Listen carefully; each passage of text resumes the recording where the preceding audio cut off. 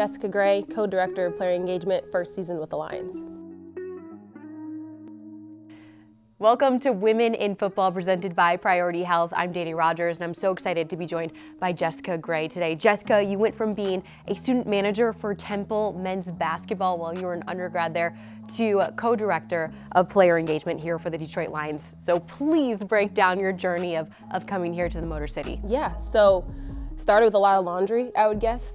As being a student manager, did a lot of the behind the scenes work, doing laundry, helping with practice setup and breakdown, really just being another addition of the basketball staff.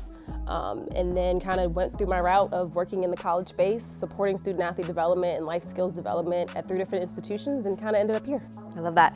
We have to talk your degree in journalism and then to even layer yourself more, like we talked about, a very layered person, a minor in theater. So how have those two things helped you here in this space? Yeah, so I always see myself as a storyteller and trying to amplify the voices of students or athletes in any space I occupy. So really, for me, with my role here, obviously I started right at training camp, so I try to do a good job of asking intentional questions when I have those moments of interaction with guys, and sometimes they're just in the hallway, sometimes it's in the meal room, sometimes it's during practice, to kind of get to know them better, take off the helmet and really get to know who these people are as men.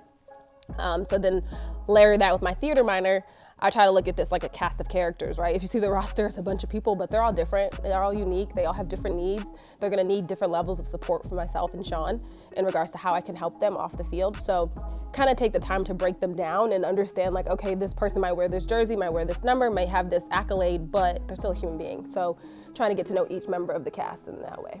Do they know that you sing acapella as well? No, that's kind of like the hidden gem. So we'll see, it probably will come out someday, but we'll kind of keep it between us right now. Ooh, I hope it comes out. I want to hear this. But what does a day in the life of player engagement look like? Yeah, so it's really unique and every day is no different than the same.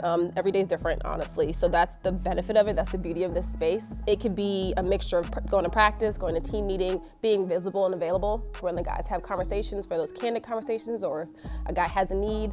But really just a lot of being available to the guys, being available to the staff, but also a lot of time behind my desk and at my computer sometimes just trying to connect with NFLPA, connect with different resources, and just kind of game planning and forecasting for future programming. You've got to be one of the first people that these players will interact with when they get to the NFL or when they sign with the Lions. So as a woman, how much does that benefit you being in this role when you're kind of first in line to really breaking down these guys and getting to what makes them each unique? Yeah, so I think it's an added benefit and a good different perspective, right? So I think I see myself as a servant leader, but I lead with love and empathy. So when I meet these guys, most times I don't know who they are right off the street, because I'm not gonna sit here and say I'm an avid fan, right? I'm not a fan of anybody. I just want to get to know them and support them. So being able to meet them as humans first, and then really be able to like say, hey, I'm here for you. But I have a very hands-off approach in terms of how I try to build relationships intentionally. I show them where my office is, and I try to just be consistent and be honest in how my approach is. But